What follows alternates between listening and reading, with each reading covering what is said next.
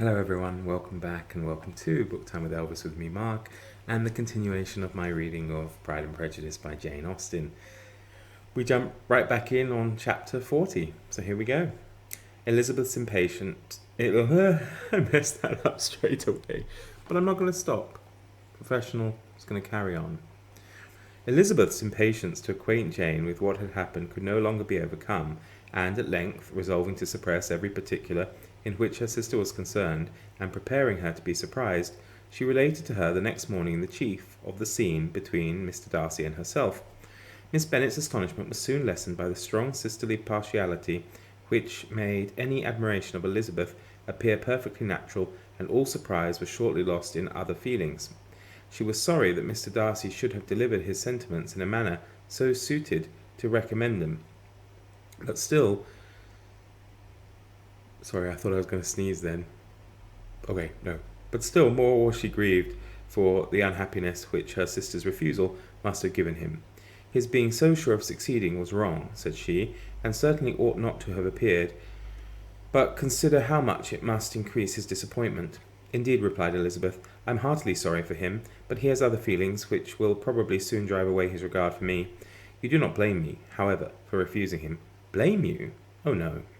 But you blame me for having spoken so warmly of Wickham. No, I do not know that you were wrong in saying what you did. But you will know it when I have told you what happened the very next day. She then spoke of the letter, repeating the whole of its contents as far as they concerned George Wickham. What a stroke was this for poor Jane, who would willingly have gone through the world without believing that so much wickedness existed in the whole race of mankind as was here collected in one individual.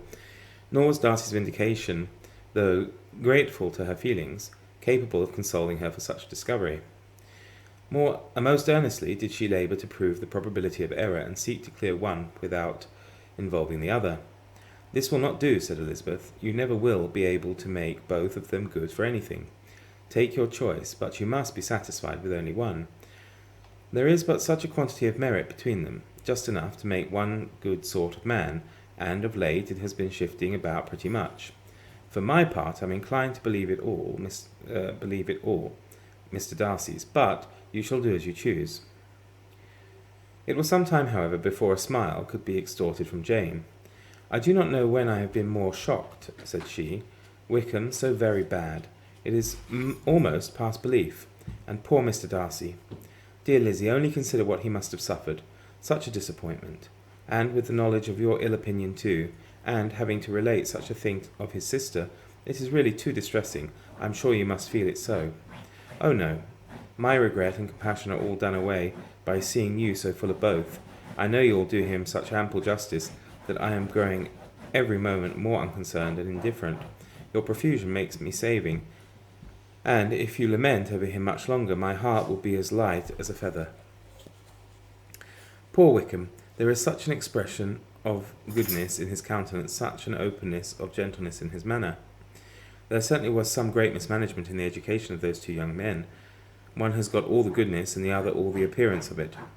I never thought Mr. Darcy so deficient in the appearance of it as you used to do, and yet I meant to be uncommonly clever in taking so decided dislike to him without any reason. It is such a spur to one's genius, such an opening for wit, to have a dislike of that kind. One may be continually abusive without saying anything just, but one cannot always be laughing at a man without now and then stumbling on something witty. Lizzie, when you first read that letter, I'm sure you could not treat the matter as you do now. Indeed, I could not. I was uncomfortable enough. I was very uncomfortable, I may say unhappy. And with no one to speak to of what I felt, no Jane to comfort me and say that I had not been so very weak and vain and nonsensical as I knew I had. Oh, how I wanted you!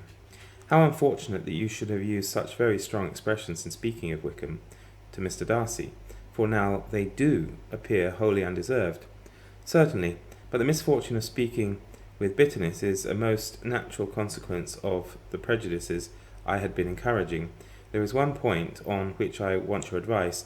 I want to be told whether I ought or ought not to make an acquaintance in general make our acquaintance in general understand Wickham's character.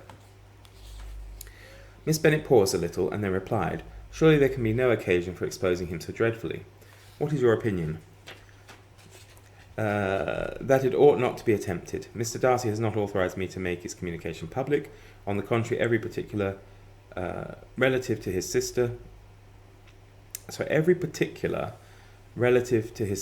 meant to be kept as much as possible to myself, and if I endure to undeceive people as to the rest of his conduct, who will believe me?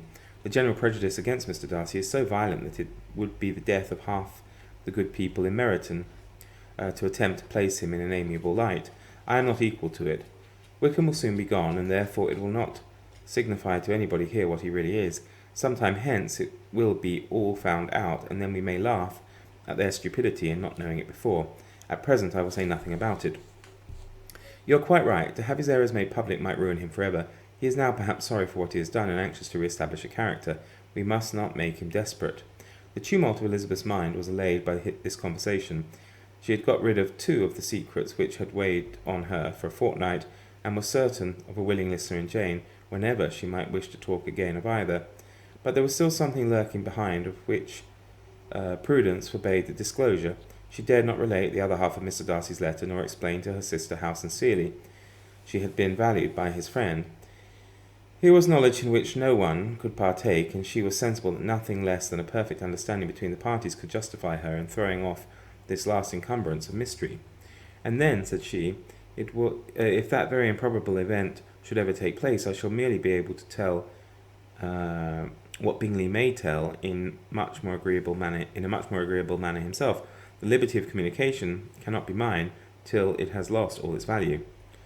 She was now, on being settled at home, at leisure to observe the real state of her sister's spirits. Jane was not happy. She still cherished a very tender affection for Bingley, having never even fancied herself in love before. Her regard had all the warmth of first attachment, and from her age and disposition, greater steadiness than first attachments often boast, and so fervently did she value his remembrance, and prefer him to every other man, that all her good sense, and all her attention to the feelings of her friends, were requisite to check the indulgence of those regrets which must have been injurious to her own health and their tranquillity.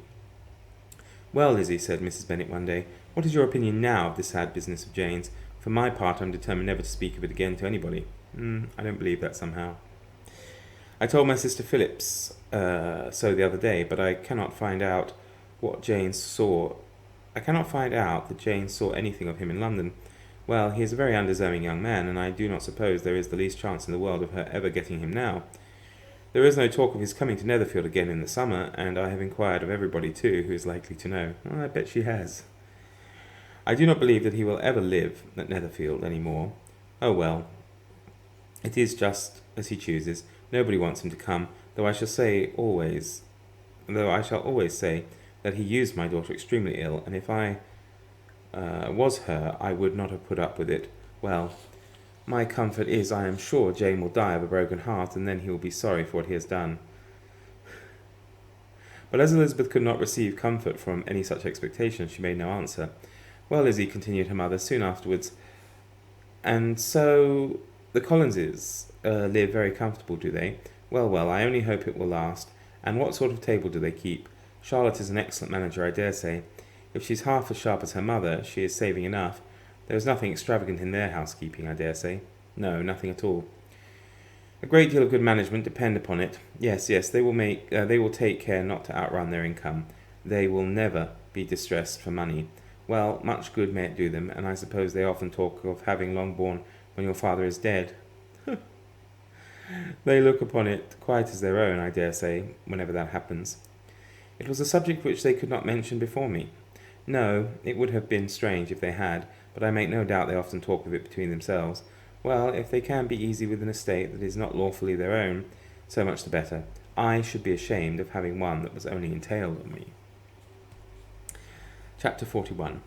The first week of their return was soon gone. The second began. It was the last of the regiment's stay in Meryton, and all the young ladies in the neighbourhood were drooping apace. The dejection was almost universal. The elder Miss Bennet alone was still able to eat, drink, and sleep, and pursue the usual course of their employments. Very frequently were they reproached for this insensibility by Kitty and Lydia, whose own misery was extreme, and who could not comprehend such hard-heartedness in any of the family. Good heaven!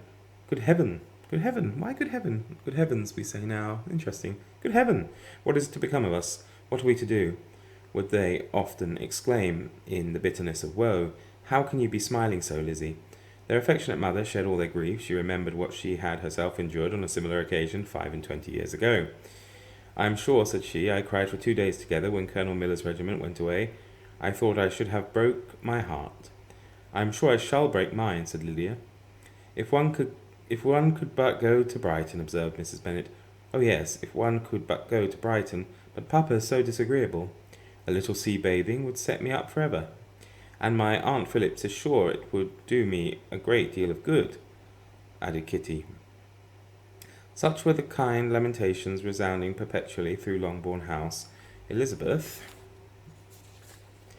tried to be diverted by them, but in all sense of pleasure was lost in shame. She felt anew the justice of Mr. Darcy's objections, and never had she before been so much disposed to pardon his interference in the views of his friend. But the gloom of Lydia's prospect was shortly cleared away, for she received an invitation from Mrs. Forster, the wife of the colonel of the regiment, to accompany her to Brighton. Oh, there you go, lucky her. This invaluable friend was a very young woman, and very lately married. Resemblance in good humour and good spirits had recommended her and Lydia to each other, and out of their 3 months' acquaintance they had been intimate too. Sorry, the fan's blowing the pages away. It's just too hot, I have to have it on. I hope it's not distracting you. The rapture of Lydia on this occasion, her adoration of Mrs. Forster, the delight of Mrs. Bennet, and the mortification of Kitty, are scarcely to be described. Wholly inattentive to her sister's feelings, Lydia flew about the house in restless ecstasy, calling for everyone's congratulations, and laughing and talking with more violence than ever, whilst the luckless Kitty continued in the parlour, repining at her fate in terms as unreasonable as her accent was peevish. I cannot see why Mrs. Forster should not ask me as well as Lydia, said she. Though I am not her particular friend, I have just as much right to be asked as she has, and more too, for I am 2 years older. In vain did Elizabeth attempt to make her reasonable, and Jane to make her resigned. As for Elizabeth herself, this invitation was so far from exciting in her the same feelings as in her mother and Lydia, that she considered it as the death warrant of all possibility of common sense for the latter, and detestable as such a step must make her were it known. She could not help secretly advising her father not to let her go. She represented to him all the improprieties of Lydia's general behaviour, the little advantage she could derive from the friendship of such a woman as Mrs. Forster, and the probability of her being yet more imprudent with such a companion at Brighton, where the temptations must be greater than at home. He heard her attentively, and then said, Lydia will never be easy till she has exposed herself in some public place. I'm pretty sure that Jane Austen means something different by that. Anyway, Lydia will never be easy till she has exposed herself in some public place or other, and we can never expect her to do it with so little expense or inconvenience to her family as under the present circumstances. If you were aware, said Elizabeth, of the very great disadvantage to us all which must arise from the public notice of Lydia's unguarded and imprudent manner, nay, which has already arisen from it, I am sure you would judge differently in the affair. Already arisen? Repeated Mr. Bennet. What? Has she frightened away some of your lovers? Poor little Lizzie. But do not be cast down. Such squeamish youths as cannot bear to be connected with a little absurdity are not worth a regret. Come, let me see the list of pitiful fellows who have been kept aloof by Lydia's folly. Indeed, you are mistaken. I have no such injuries to resent. It is not of particular, but of general evils which I am now complaining. Our importance, our respectability in the world, must be affected by the wild volatility, the assurance and disdain of all restraint which mark Lydia's character. Excuse me, for I must speak plainly. If you, my dear father, will not take the trouble of checking her exuberant spirits, and of teaching her that her present pursuits are not to be the business of her life, she will soon be beyond the reach of amendment. Her character will be fixed, and she will, at 16, be the most determined flirt that ever made herself and her family ridiculous. A flirt, too, in the worst and meanest degree of flirtation, without any attraction beyond youth, and a tolerable person, and, from the ignorance and emptiness of her mind, wholly unable to ward off any portion of that universal contempt which her rage for admiration will excite. In this danger Kitty is also comprehended. She will follow wherever Lydia leads, vain, ignorant, idle, and absolutely uncontrolled. Oh, my dear father, can you suppose it possible that they will not be censured and despised wherever they are known, and that their sisters will not be often involved in the disgrace? Mr. Bennet saw that her whole heart was in the subject, and affectionately taking her hand, said in reply, "Do not make yourself uneasy, my love. Wherever you and Jane are known, you must be respected and valued, and you will not appear to be less advantaged by having a couple of, or I may say 3, very silly sisters. We shall have no peace at Longbourn if Lydia does not go to Brighton. Let her go then. Colonel Forster is a sensible man, and will keep her out of any real mischief, and she is luckily too poor to be an object of prey to anybody. At Brighton she will be of less importance, even as a common flirt, than she has been here. The officers will find women better worth their notice. Let us hope, therefore, that her being there may teach her her own insignificance." I do like Mr. Bennet, really do.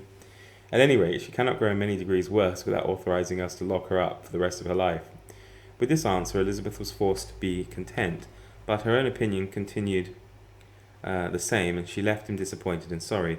It was not in her nature, however, to increase her vexations by dwelling on them. She was confident of having performed her duty, and to fret over unavoidable evils or augment them rather, by anxiety, was no part of her disposition. Had Lydia and her mother known the substance of her conference with her father, their indignation would hardly have found expression in their united volubility. In Lydia's imagination, a visit to Brighton comprised every possibility of earthly happiness. She saw, with the creative eye of fancy, the streets of that gay bathing place covered with officers. She saw herself the object of attention to tens and to scores of them at present unknown. She saw all the glories of the camp, its tents stretched forth in beauteous uniformity of lines, crowded with the young and the gay, and dazzling with scarlet, and, to complete the view, she saw herself seated beneath a tent, tenderly flirting with at least 6 officers at once.